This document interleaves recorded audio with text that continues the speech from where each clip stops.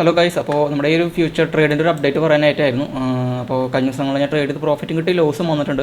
അപ്പോൾ അതിൻ്റെ കാര്യങ്ങളൊന്ന് പറയണം. പിന്നെ നല്ല രീതിയിൽ ഇപ്പോൾ മാർക്കറ്റ് കൺസോൾഡേറ്റ് ചെയ്യുന്ന ഒരു ടൈമാണ്. ആൾട്ടർ സീസണിൻ്റെ സ്റ്റാർട്ടിംഗ് ഉണ്ടായിരുന്നു, വീണ്ടും ഒരു ക്രാഷ് വന്നു, വീണ്ടും അത് നമുക്ക് ഒരു പേടിക്കേണ്ട, നമുക്ക് വീണ്ടും റിക്കവറി സോണൊക്കെ ഉണ്ടാവും. അപ്പോൾ കഴിഞ്ഞ 2 ദിവസം നല്ല രീതിയിൽ മാർക്കറ്റ് കയറി, അപ്പോൾ കുറേ പേർക്ക് അത് മിസ്സായി എന്നുള്ളൊരു വിഷമമൊക്കെ ഉണ്ടായിരുന്നു. അപ്പോൾ അവർക്ക് വീണ്ടും ഒരു എൻട്രിയുടെ ഒരു ഓപ്പർച്യൂണിറ്റി കിട്ടിയെന്ന് മാത്രം വിചാരിച്ചാൽ മതി. അപ്പോൾ ഞാൻ കഴിഞ്ഞ ദിവസം ഫ്യൂച്ചർ ട്രേഡ് കുറച്ച് ചെയ്തിട്ടുണ്ടായിരുന്നു. അപ്പോൾ ഞാൻ 4 hour ടൈം ഫ്രെയിമാണ് യൂസ് ചെയ്യൽ കൂടുതലും. കാരണം എന്താണെന്ന് വെച്ച് കഴിഞ്ഞാൽ നമുക്ക് ഡെയിലി ടൈം ഫ്രെയിമുകൾ തന്നെ കാണാം ബിറ്റ് കോയിൻ്റെ ക്രാഷ്. ഇപ്പോൾ നമുക്ക് ഓരോ ക്യാൻഡിൽ കേഴ്സർ വയ്ക്കുമ്പോൾ നമുക്ക് ഇവിടെ പെർസെൻറ്റേജ് ക്രാഷ് കാണാം. ഇവിടെ വയ്ക്കുമ്പോൾ ഉണ്ടല്ലേ -2% മീതിയാണ് ഒരു ദിവസത്തെ ക്രാഷ്. പിന്നെ ഇവിടെ നമുക്ക് കേഴ്സർ വയ്ക്കുമ്പോൾ 4.9, അതായത് 5% ഈ ഒരു ക്യാൻഡിൽ ഒരൊറ്റ ദിവസത്തെ ക്രാഷാണ്. പിന്നെ നമുക്ക് വീണ്ടും 3.14, അതുപോലെ 5% വീണ്ടും. അതിനുശേഷം ഇവിടെയും വലിയൊരു ക്രാഷ് കാണുന്നുണ്ട്. ഇതിന് ബോഡി കുറവായതുകൊണ്ടാണ് അതിൻ്റെ പെർസെൻറ്റേജ് വളരെ കുറവ്. ആക്ച്വലി നമ്മളത് മെഷർ ചെയ്ത് നോക്കുമ്പോഴാണ് നമുക്ക് അറിയുന്നത് ഏകദേശം അത് ആ ഒരു ക്രാഷ് 7.73% ക്രാഷ്. അപ്പോൾ നല്ല രീതിയിൽ കൺസോൾഡേറ്റ് ചെയ്യുന്ന ഒരു ടൈമിൽ നമുക്ക് ഒരിക്കലും 1 hour യൂസ് ചെയ്യാൻ പറ്റില്ല. 4 hour നമുക്ക് ശരിക്കും പറഞ്ഞാൽ യൂസ് ചെയ്യാൻ പറ്റില്ല. എന്നാലും 4 hour കുറച്ചുകൂടി സ്ട്രോങ് ആയിരിക്കും. എന്നിരുന്നാലും ഞാൻ നോക്കാം. അപ്പോൾ ഞാൻ 4 hour ഇട്ടപ്പോൾ നമുക്ക് കഴിഞ്ഞ റീസെൻ്റ് ഒരു ഹയർ കഴിഞ്ഞു, പിന്നെ ലോവർ വന്നു. ഈ ലോവറിന് വീണ്ടും നെക്സ്റ്റ് ലോവർ ബ്രേക്ക് ചെയ്യുമ്പോൾ നമുക്ക് അറിയാം ട്രെൻഡ് എങ്ങോട്ടാണ്. അപ്പോൾ നമ്മളതുപോലെ തന്നെ നമ്മൾ കഴിഞ്ഞ ആ ഒരു ഫിബൊനാച്ചിയുടെ വീഡിയോയിൽ നമ്മൾ ഇതിനെക്കുറിച്ചിട്ട് കൂടുതലായിട്ട് പറഞ്ഞിട്ടൊക്കെ തന്നെയുണ്ട്. അപ്പോൾ നമ്മളിത് ഈ ഒരു ഭാഗത്ത് നിന്ന് കൂടി അപ്പോൾ നമ്മളിതാ ഈ ഒരു ലോവറിൽ നിന്ന് ഈ ഒരു ഹയറിലോട്ട് പിടിക്കുന്നു. അതിനുശേഷം നമ്മൾ ഈ ലൈൻ ഇങ്ങോട്ട് ഇടുമ്പോൾ നമുക്കൊരു എൻട്രി ഓപ്പർച്യൂണിറ്റി ഇവിടെ കിട്ടുന്നുണ്ട് ആക്ച്വലി. ഓക്കെ, നമുക്ക് എൻട്രി ഓപ്പർച്യൂണിറ്റി കറക്റ്റ് നമ്മൾ വെക്കുകയാണെന്നുണ്ടെങ്കിൽ നമുക്കൊരു എൻട്രി ഓപ്പർച്യൂണിറ്റി ഇവിടെ നിന്ന് ഉണ്ടായിരുന്നു. അതിനുശേഷം നമുക്ക് വീണ്ടും ഷോർട്ട് എൻട്രി കിട്ടി, നമ്മൾ പ്രോഫിറ്റ് ഇവിടെ നമുക്ക് കിട്ടി. അതിനുശേഷം നമുക്ക് വീണ്ടും താഴത്തോട്ട് ഈ ഒരു ലോവറിനെ നെക്സ്റ്റ് ക്യാൻഡിൽ ബ്രേക്ക് ചെയ്ത് വീണ്ടും അവിടെ നിന്ന് സപ്പോർട്ട് എടുക്കണം കണ്ടു. അപ്പോൾ നമുക്ക് വീണ്ടും നോക്കി നോക്കാം. നമ്മൾ ഇവിടുത്തെ നെക്സ്റ്റ് ഹയറിലോട്ട് മാറ്റി റീസെൻ്റ് ആയിട്ടുള്ള ലോവറിലോട്ട് നമ്മൾ പിടിച്ച് നോക്കുകയാണ്. പിടിച്ച് നോക്കണം. അപ്പോൾ എനിക്ക് ഇവിടെയാണ് ലോസ് വന്നിട്ടുണ്ടായിരുന്നത് 4 hour ടൈം ഫ്രെയിം ഇട്ടിട്ട്. കണ്ടല്ലേ, നമുക്ക് ഈ ഒരു ഹയർ റീസെൻ്റ് ആയിട്ടുള്ള ഹയർ പിന്നെ റീസെൻ്റ് ആയിട്ടുള്ള ലോവറിലേക്ക് നമ്മൾ വെച്ച് നോക്കി. അപ്പോൾ നമുക്ക് ഇവിടെ എൻട്രി സോൺ ഉണ്ടായിരുന്നു, എൻട്രി എടുത്തിട്ടുണ്ടായിരുന്നു, ലോസ് വന്നിട്ടുണ്ടായിരുന്നു. ഓക്കെ, അങ്ങനെ എനിക്ക് ലോസ് കിട്ടിയിട്ടുണ്ടായിരുന്നു. അപ്പോൾ ഞാൻ പറയാം അതിൻ്റെ ലോസ്.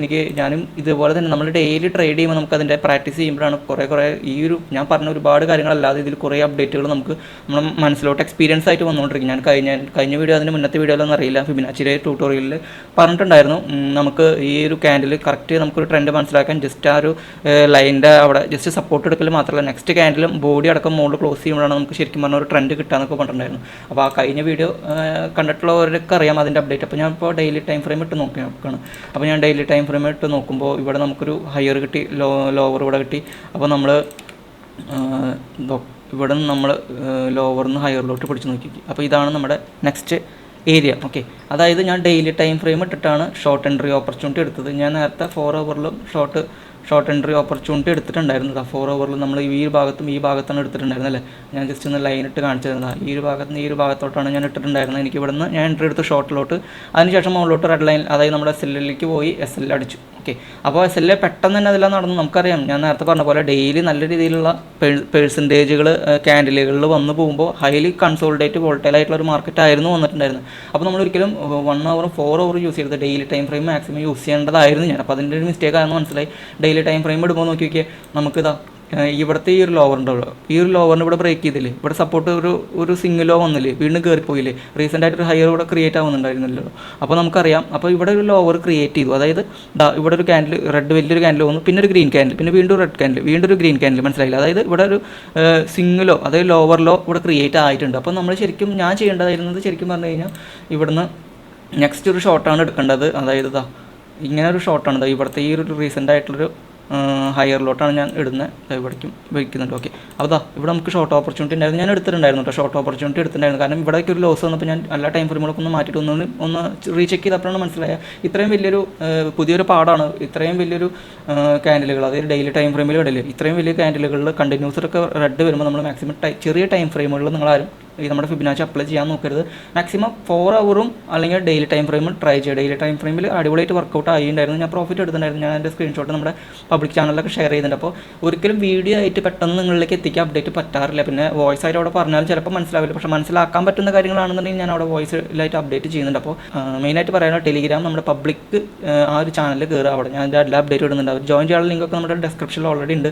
ഓക്കെ, അപ്പോൾ നിങ്ങൾക്ക് അവിടെയാണ് കൂടുതൽ അപ്ഡേറ്റ്. അപ്പോൾ ഞാൻ ഇവിടെ പറയുന്ന പല കാര്യങ്ങളും ചിലപ്പോൾ മനസ്സിലാവാതൊക്കെ വരാൻ ചാൻസ് ഉണ്ട്. അപ്പോൾ ഞാൻ ടെലിഗ്രാമിലൂടെ എല്ലാം അവിടെ അറിയിക്കുന്നുണ്ട്. അതിൻ്റെ അപ്ഡേറ്റ് അല്ലെങ്കിൽ കണ്ടിന്യൂസ് ആയിട്ടായിരിക്കും ഈ ഒരു വീഡിയോ ചെയ്യുന്നത്.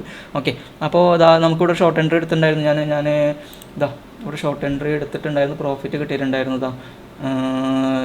12x ലെവറേജാണ് എടുത്തിട്ടുണ്ടായിരുന്നത്. അതാണ് N93 ആണ് എൻ്റെ എൻട്രി ഏരിയ. ഓക്കെ, അപ്പോൾ അതാ നിങ്ങൾക്ക് കാണാം ഇവിടെ N93 കണ്ടില്ലേ, ഞാൻ അവിടെ കേസ് വയ്ക്കുമ്പോൾ ഇവിടെ പ്രൈസ് ചേഞ്ച് ആവുന്നുണ്ട്. 93 ഞാൻ ഷോർട്ട് എടുത്തിട്ടുണ്ടായിരുന്നു. ഇതാ ക്രോസ് 12x ആണ് വെച്ചത്. അത് എന്തുകൊണ്ടാണെന്ന് ഞാൻ പറഞ്ഞുതരാം. ഇവിടെ നിന്ന് നമ്മൾ എൻട്രി ചെയ്യുകയാണെന്നുണ്ടെങ്കിൽ നമ്മുടെ SL എത്രയാണ് വരുന്നത് നോക്കി 7 പോയിൻറ്റ് സംതിങ് വരുന്നുണ്ട് SL അല്ലേ.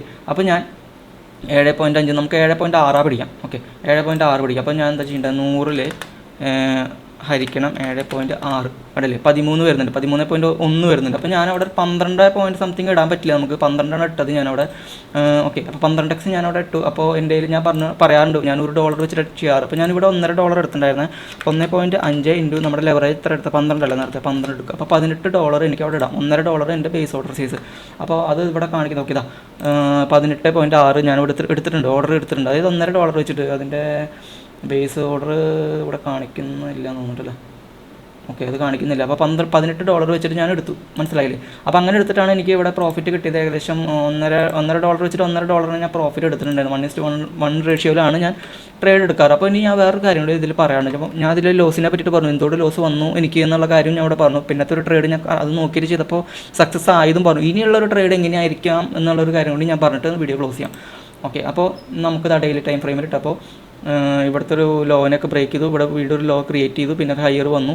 അപ്പോൾ നമുക്ക് എൻട്രി കിട്ടി, നമ്മൾ വീണ്ടും പ്രോഫിറ്റ് എടുത്തു. ഇനി എന്ത് സംഭവിക്കും അതാണ് നമുക്ക് നോക്കേണ്ടത്. നമുക്ക് നോക്കി നോക്കാം. 4 hour ഞാൻ ടൈം ഫ്രെയിം മാറ്റി, അതായത് ഡെയിലി ടൈം ഫ്രെയിമുകളിൽ കണ്ടില്ലേ വീണ്ടും താഴത്തോട്ട് വന്ന് നമുക്ക് ഓപ്പർച്യൂണിറ്റി ഒന്നും കാണുന്നില്ല. ഞാൻ 4 hourലോട്ട് മാറ്റി. 1 hour ഇപ്പോൾ കുറച്ച് ഡേഞ്ചറാണ്, കാരണം നല്ല രീതിയിൽ മാർക്കറ്റ് അങ്ങോട്ടും ഇങ്ങോട്ടും പൊയ്ക്കൊണ്ടിരിക്കുന്ന ഒരു ടൈമാണ്.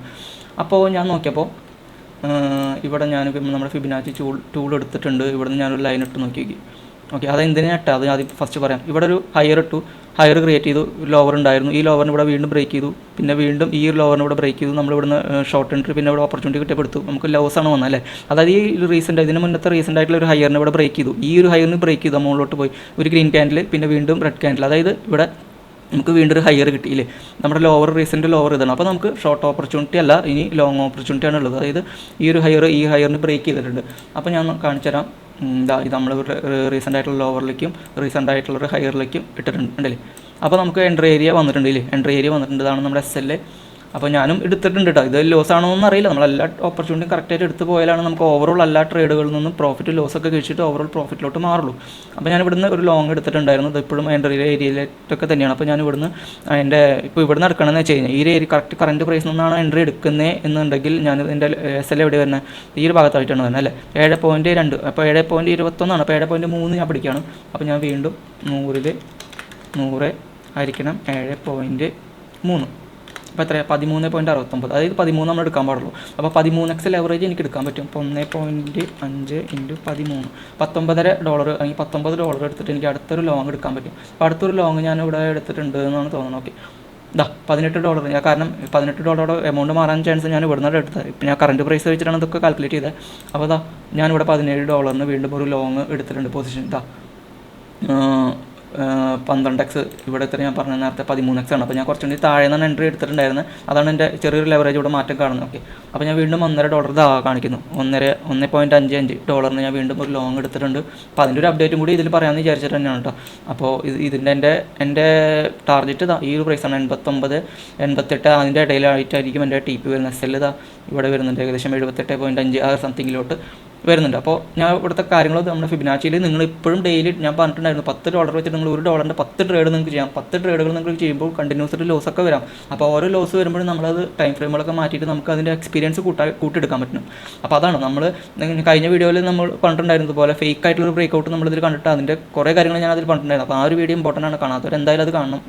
ഫിബിനാച്ചി ടൂൾ എൻ്റെ വജ്രായുധം ഒക്കെ പറഞ്ഞിട്ട് ഞാൻ തമ്പനയിൽ ഇട്ടിട്ടുണ്ട് ആ ഒരു വീഡിയോയ്ക്ക്. അപ്പോൾ അത് പോയി കാണാം. അപ്പോൾ നമ്മളിതിൽ കണ്ടിന്യൂസ് ഞാൻ പറഞ്ഞിട്ടുണ്ട് എപ്പോഴും ഒരു ടൈം ഫ്രെയിമുകളിൽ മാത്രം ട്രേഡ് ചെയ്യാൻ ഫോക്കസ് ചെയ്യും. ഞാൻ 1 hour 4 hour 1 day ഈ 3 ടൈം ഫ്രെയിമുകൾ മാത്രമേ ട്രേഡ് ചെയ്യാറുള്ളൂ. പിന്നെ ഞാൻ പറയാറുള്ളത് എപ്പോഴും ഒരു കോയിനിലോട്ട് മാത്രം നിങ്ങൾ ഫോക്കസ് ചെയ്തിട്ട് അതിൽ തന്നെ കണ്ടിന്യൂസ് ട്രേഡ് ചെയ്യുമ്പോൾ നമുക്കറിയാം ആ ഒരു കോയിൻ്റെ ബിഹേവിങ്ങും ഒരുവിധം നമുക്കെല്ലാം മനസ്സിലാക്കി എടുക്കാൻ പറ്റി കഴിഞ്ഞാൽ പിന്നെ നമുക്ക് അതിൽ എൻട്രി എടുക്കുമ്പോൾ തന്നെ നമുക്ക് നമ്മുടെ മനസ്സ് പറയും ഇതിങ്ങനെ ബിഹേവ് ചെയ്യില്ലല്ലോ എന്നൊക്കെ. അപ്പോൾ നമ്മൾ അതിൻ്റേതായ രീതിയിൽ വീണ്ടും അപ്ഡേറ്റും കാര്യങ്ങളൊക്കെ ചെയ്യുമ്പോൾ നമുക്കതിലൊരു സക്സസ്ഫുൾ ട്രേഡർ ആവാൻ പറ്റും.